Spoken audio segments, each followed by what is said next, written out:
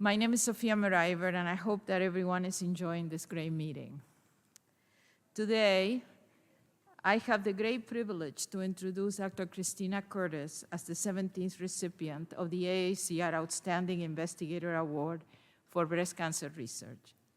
Since 2008, the AACR has been recognizing investigators age 50 or under whose novel and significant work has had or may have far-reaching impact on the etiology, diagnosis, treatment, or prevention of breast cancer.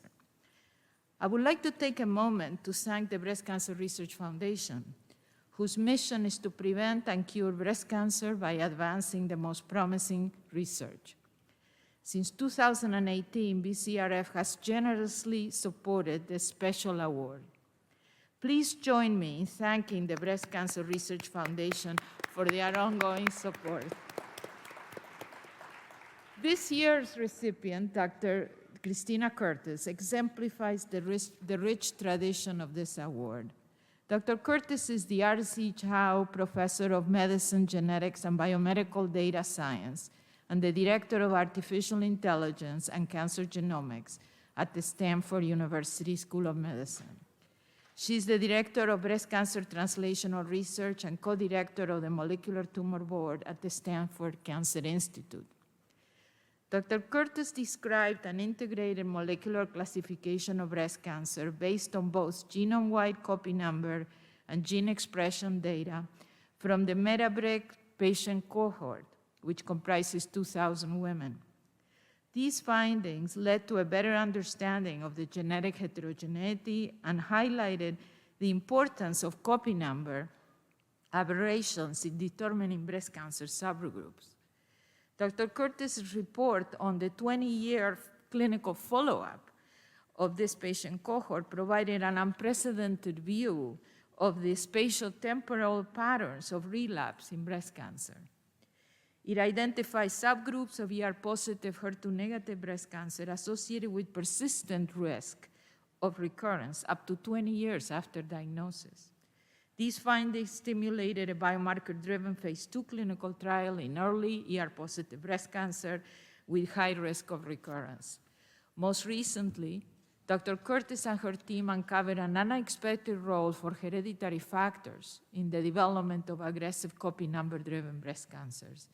They found that the germline genome mediates immune selection during tumorigenesis and biases the development of breast cancer subtypes, supporting that clonal evolution is not entirely stochastic, but rather bound by heritable factors, thus addressing critical gaps in our understanding of the heritability of disease phenotypes. Dr. Curtis' findings have uncovered an entirely new class of immunogenic antigens that are stimulating additional studies dedicated to the development of therapeutic and potentially prophylactic vaccines. Dr. Curtis has received major awards, such as the NIH Director's Pioneer Award and the Susan G. Komen Foundation Scholar Award, amongst others. This year, Dr. Curtis is also receiving the Susan G. Komen Brinker Award. Notably, Dr. Curtis is serving in the AACR Board of Directors and is now chair of the AACR's newly formed Cancer Data Science Task Force.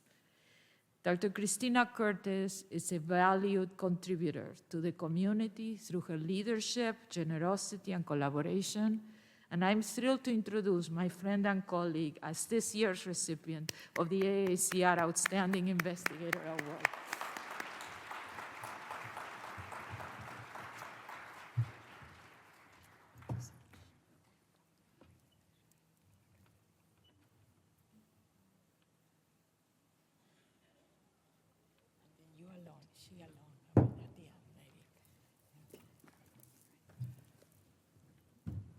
Wonderful. It is such an honor to be here today, and I'm very grateful for support from the AACR early on in my career, as well as for BCRF, who supported my lab since its inception. And really, many of the findings that I'll describe today were enabled by that early support. So today, I hope to walk you through, and these are my disclosures, not relevant to the talk, but I hope to walk you through some of the ways we've been thinking about how we can better approach precision oncology, and ultimately move towards interception. There's obviously numerous challenges, but I would put forth that there's also abundant opportunities. And to contemplate this, we really have to first think about tailoring diagnosis and treatment. And of course, this necessitates, as we just heard in the prior session, that we need robust biomarkers. Moreover, I would argue we need companion therapeutics for those biomarkers so that we ensure that we're delivering the right therapy to the right patient at the right time. We need to minimize their toxicity while maximizing their efficacy. And of course, this is an evolutionary process, and we must anticipate resistance. Equally, we can learn from the early stage disease setting and push the clock backward in time to think how we might better risk stratify and inform the approach to earlier interventions. And arguably, to do this even better, we really need a more advanced understanding of pre-malignant biology. We need robust approaches for risk stratification, and those interventions we develop have to be tailored according to risk. So I'll talk about a few of these, but I'll begin by saying that, of course, we've had great inspiration for how we think about precision oncology.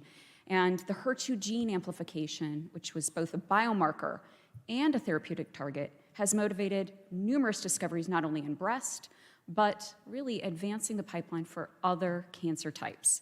And this was all possible because we had good diagnostics, either immunohistochemistry or fluorescent in situ hybridization, that allowed us to select out the populations that would benefit.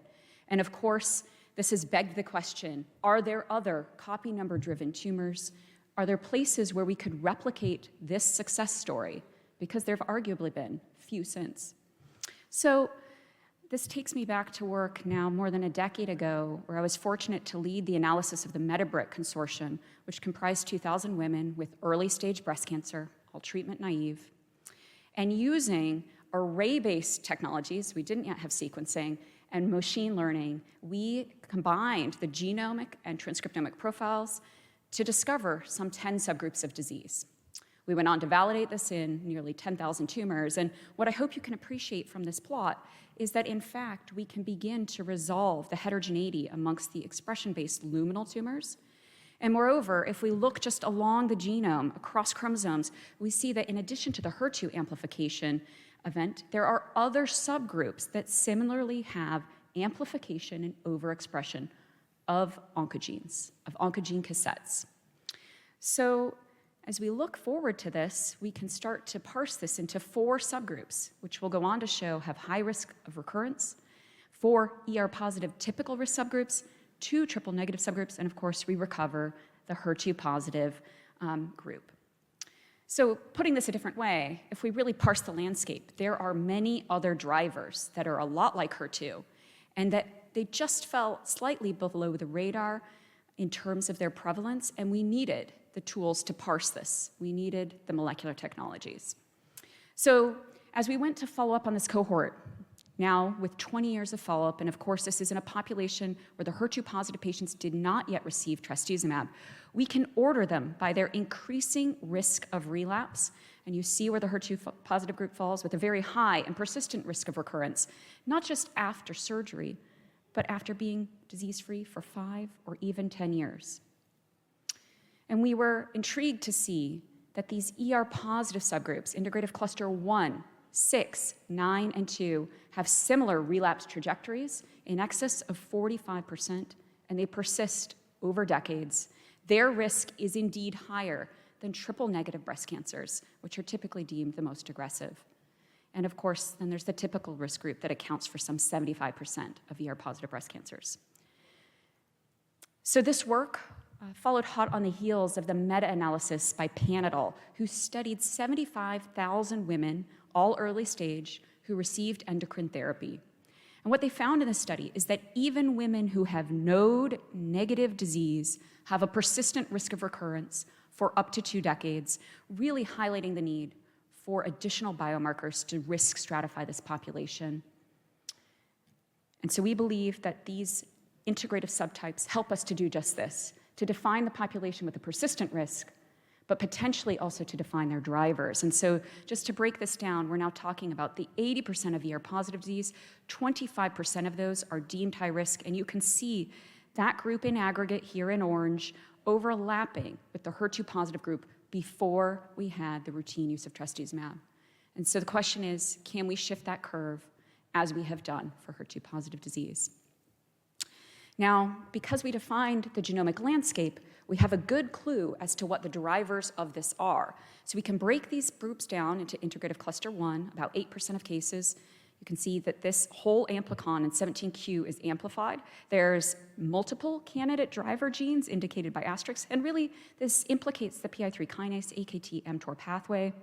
Similarly, integrative cluster 6 accounts for 5.5%, really driven by amplification overexpression of FGFR1 and other oncogenes in this cassette.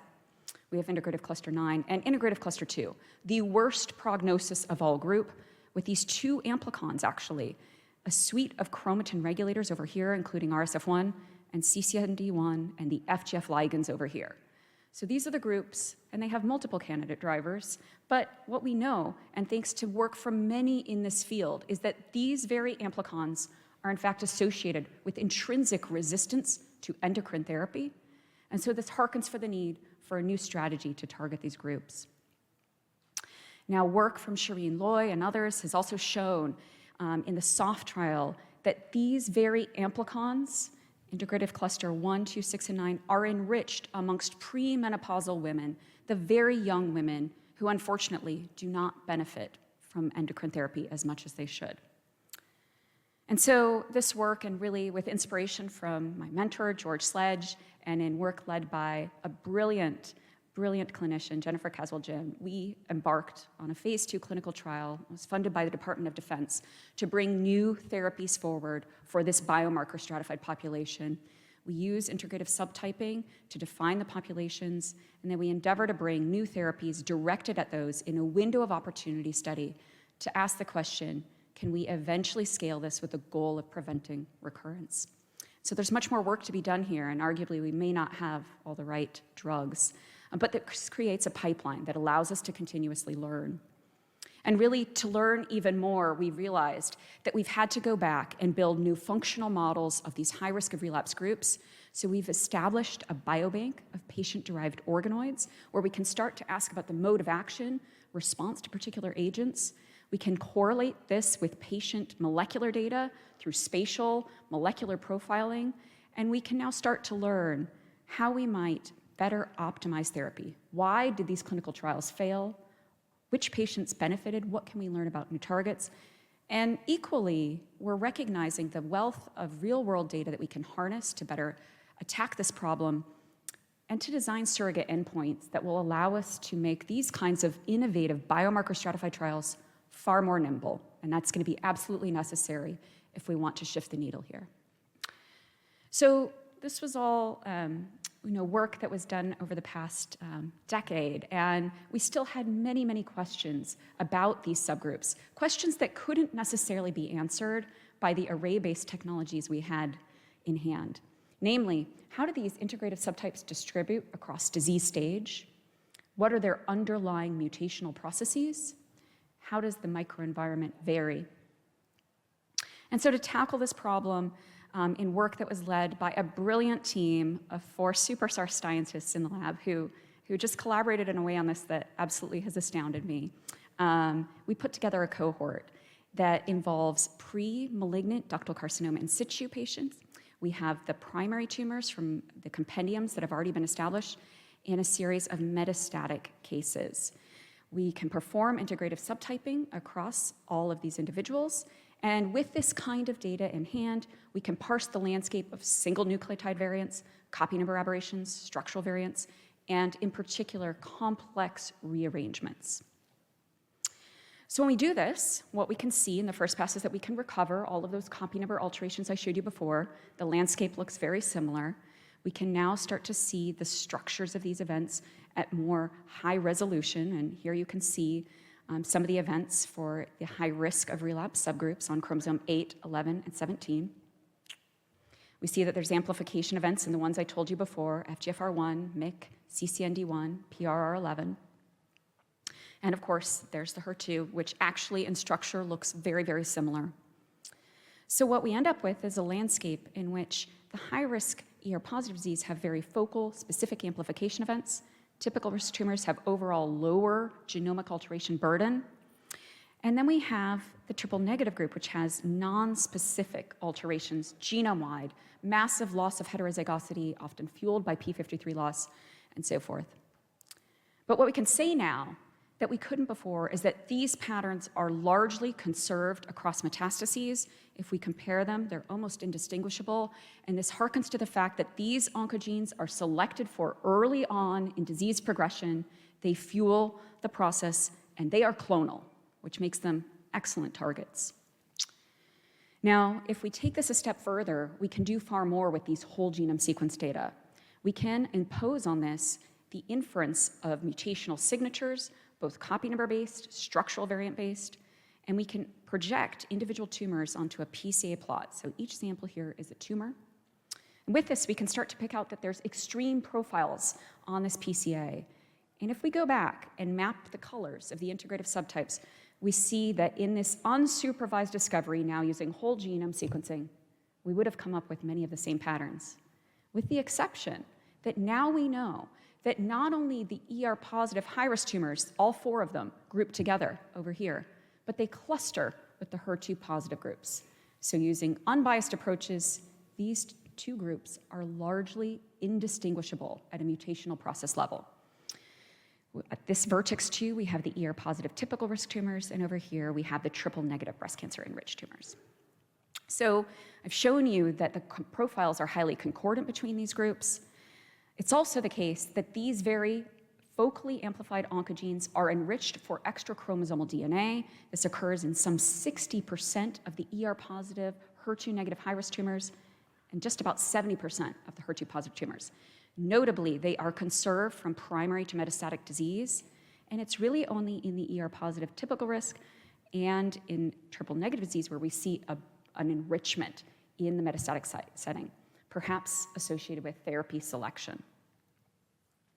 Now, these complex amplifications, such as the one shown here, that fuses CCND1 on chromosome 11 to FGFR1 on chromosome 8, these complex events are also found in pre-malignant lesions, namely ductal carcinoma in situ, and this really shouldn't surprise us because the frequency of those high-risk integrative subtypes is comparable in DCIS and pre-invasive. And this is exactly what we would expect, that these are the very groups that enrich in the metastatic setting. These are the patients who are recurring.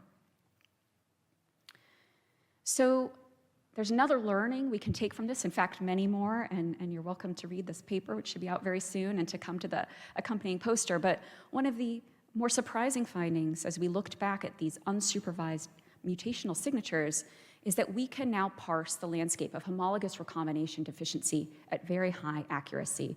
And what we see here is that 13% of those high-risk ER-positive tumors are HRD-like, and lo and behold, they enrich for the BRCA2-like signature above and beyond BRCA1, consistent with the predisposition for BRCA2 carriers to ER-positive disease. So we are finding an enrichment, and of course, this suggests a potential therapeutic vulnerability. Now, when we look back at the landscape, we can see just by deconvolving bulk transcriptomic data that the ER-positive high-risk tumors are heavily immune depleted, very similar proportions to HER2-positive disease, almost indistinguishable, and much more depleted than their triple-negative counterparts. And so we're beginning to learn what that microenvironment looks like, and in fact, we can overlay the microenvironment on this architectural plot, and this really suggests that the genomic processes that give rise to these tumors also stereotype their microenvironment. And I think this is encouraging because it simplifies the complexity of parsing this biology and in understanding what the underlying vulnerabilities are. So we can now begin to frame this in a way where we start to understand that the ER-positive, high-risk, and HER2-positive disease share common mutational processes, including extrachromosomal DNA genesis, and we now have insights into how those ecDNAs are formed. We see that typical risk disease is characterized by a more quiet diploid genome. And of course, in the triple negative, we have widespread genome instability, and this is fundamentally distinct from the patterns I showed you in the high-risk ER-positive. And if we were to summarize this, you would see that these subgroups vary in their levels of genome instability. They vary in the extent of estrogen receptor signaling, which in fact decreases profoundly from DCIS to invasive disease in these ER-positive high-risk tumors. And we can parse the landscape of immune enrichment. And this new understanding nominates a plethora of new therapeutic vulnerabilities, including replication stress, homologous recombination deficiency, and in fact, ApoBec3 mutagenesis. So we're eager to now test this in these functional models that we've established with the goal of advancing new approaches. But this leaves us with some open questions. I've shown you that the subtypes are stereotyped, but a question that has plagued me for decades is how early does this begin? When is that process established? How early are molecular subtypes encoded? And moreover, given that we know that the immune system is constantly surveilling nascent tumors, when does that process start? How large might a lesion need to be? And so this leads to work that was led by a superstar postdoc, now faculty member, Katie Houlihan, who posited that perhaps the levels of epitope burden in key oncogenes might select against their amplification in a tumor. So it's complicated. How might that work? Well, imagine you have gene X, and we're going to call it HER2. You have an individual A. They are wild type at this sequence. Their HLA and SNP combination here allows them to present 2 epitopes from the HER2 oncogene. Now, if that locus undergoes somatic amplification, let's say there's 3 copies, now you have a total of 6 epitopes after amplification. Individual B has an A SNP at this locus. They are able to present a total of 3 epitopes from their germline sequence. If this locus undergoes amplification, they have a total of 9 copies. And individual C is an unfortunate. They have a G SNP, and they have a single lonely epitope, which after amplification results in 3 copies. So you can imagine that the likelihood that the immune system will see and surveil these epitopes if they're presented varies, and so does the likelihood of immune surveillance and eradication of this nascent tumor. So we said, how could we test this hypothesis?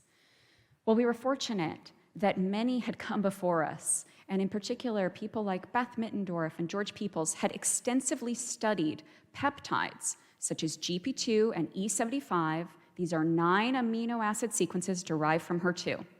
They had shown which HLAs are able to present those epitopes, and they had tested in multiple vaccination trials an approach to vaccinate against these HER2-derived epitopes. So we said, okay, there's evidence that these germline-derived epitopes are in fact immunogenic. And we asked if we simply stratified individuals by their HLA type and those that could present GP2 or E75 and tested the association with HER2-positive breast cancer, what would we see? So we did just this. And what you can observe is that individuals that present low levels of the GP2 or E75 HER2-derived peptide are more likely to develop HER2-positive breast cancer. Those with high levels are biased against developing this subgroup of disease. But this was 2 epitopes, and so we went back and said, in this cohort, this set of patients with pre-invasive, invasive, and metastatic disease, could we develop an algorithm to test this, to mine the dark matter of the genome by looking globally? And we did just this. So what we do is to calculate what we call the germline epitope burden. We consider all variants within a gene, and I want to point out that we're looking for those epitopes that have weak binding affinity for MHC class 1. We focus on weak because we're looking for those that were not eliminated due to central tolerance. We can bin individuals into those that express greater than wild type, equivalent, or lower, and once again test this association, and we see that the same patterns hold true. So this is true for HER2-positive disease, but what about the other focally amplified oncogenes I told you about? So now we can look in the high-risk ER-positive subgroups at IC9, IC2, and IC1. These are their respective oncogenes. We calculate germline epitope burden, and we see that it is indeed negatively associated with the likelihood of developing that subgroup of disease. This is true for a discovery cohort. It's also true in a replication cohort. And you might ask then, okay, if a patient goes on to develop one of those tumors, how does that happen? The immune system didn't manage to surveil it. Well, that is because immunoediting is incomplete. And so ER positive and HER2 positive primary tumors that have high GEB, that manage to escape surveillance, end up being those that are highly enriched for myeloid immune suppressive populations. So these populations have found a way around immune surveillance by suppressing the immune system. And we can actually visualize this now in situ through ongoing work where we've profiled nearly 1,000 ER-positive, HER2-negative tumors. And what we find is this abundance of tumor-associated macrophages infiltrating these high-risk tumors. But I want to come back to the beginning, because what I showed you was a hypothesis talking about what happens before malignancy begins. So what if we go back to pre-malignant lesions, ductal carcinoma in situ, and we stratify them based on low or high GEB? We would expect that this would associate with outcome, and this is indeed what we observe, that individuals that have high germline epitope burden are protected against developing an invasive breast cancer recurrence. So early on, this high level of epitope burden lends itself towards immune surveillance and eradication. But there's a switch, and this is because immunoediting is a dynamic process. So while high GEB is protective in the pre-invasive setting, there can be a switch to immune suppression, and it turns out that it is a poor prognostic factor for those invasive primary tumors. And one way to think about this is, if we go back, that this is really a war of clones between the tumor and the immune system. Cells with high germline epitope burden could be outcompeted by their low germline epitope burden neighbors. Hopefully, there's a process of elimination in which the immune system, mediated through natural killer cells and CD8 positive T cells, eradicates those nascent lesions, recognizes them as foreign, and removes them and prunes them. But sometimes this doesn't happen, and we reach a state of equilibrium or coexistence. And ultimately, we know that in aggressive tumors, there's often immune escape. And so the question is, can we push this backwards by understanding precisely how escape is mediated? And this is much of the focus of ongoing work. So to summarize, what I've shown you here is that, in fact, the germline genome that we inherit at birth sculpts somatic evolution. It influences the type of tumor we might develop, as well as its aggressiveness. We find that high germline epitope burden in specific oncogenes is associated with a reduced likelihood of addiction later on during disease progression. And importantly, this early pressure to develop immune evasion can lead to more aggressive disease. We find that GEB is prognostic, and I think a big open question is the extent to which this defines the missing heritability of disease that has plagued the field for so long. And so there's ongoing work to be done to look at this in cases and controls. And finally, and maybe most importantly, GEB defines a whole new class of tumor-associated antigens that have very nice properties, including being clonal. And so this really motivates strategies to think about moving the needle earlier towards interception. And so for me, actually, this work brings me sort of full circle, because much of the early work in my career was focused on modeling tumor evolution using computational approaches. And one of our early findings resulted in this description of a Big Bang model of colorectal tumor growth, in which we posited that early alterations dictated the final outcome of the tumor and resulted in some of those tumors being born to be bad. And we went on to corroborate this, showing that indeed some metastatic tumors are seeded very early, that the seeds of metastasis are sown before we can clinically detect the lesion. And this was true not only in colon, but in breast and lung. And so this really pushed me to think hard about the open challenges in the field, and really that we have an opportunity to leverage the fact that these early alterations set up the tumor. They establish contingencies, as we heard about from Bill Kalin this morning, and that gives us a real opportunity to think about predictive models. And so I would argue that we can, in fact, learn the evolutionary rulebook of disease, and we can exploit it. So to summarize, it's certainly the case that we need better biomarkers to risk stratify and to define treatment approaches. We now know that tumor evolution is sculpted by the germline genome. It is not purely a stochastic process, and I think this gives us power to leverage that information to better stratify patients. And of course, there are many opportunities here, but we must also ensure that these advances benefit diverse populations. And that's true for how we understand the approach to molecular subtyping, but certainly as we contemplate our germline genomes and differences across ancestry. So I want to close by thanking the brilliant people that I get to work with, and many of them are here. Some of them made this work possible. Those that joined the lab early and took a risk on me, and who are now faculty members and leading important programs in their own right. Jennifer Caswell-Jin. I want to thank the current lab members, some of them who are here, Elise Mangianti, as well as Marnie McClure. And I've had the privilege of working with many collaborators who have made this work possible. They've also made it fun along the way. And I want to thank my mentors who really helped push me to think hard about how these discoveries, often very fundamental discoveries, might be translated to populations. And this is the focus of what I hope to do in the next decade. And I want to thank my funders, AACR, BCRF, Susan G. Komen. This work wouldn't have been possible without them. And finally, patient advocates who have continually helped us to think about the implications for patients and the crucial role that they play in participating in this kind of research. So thank you very much.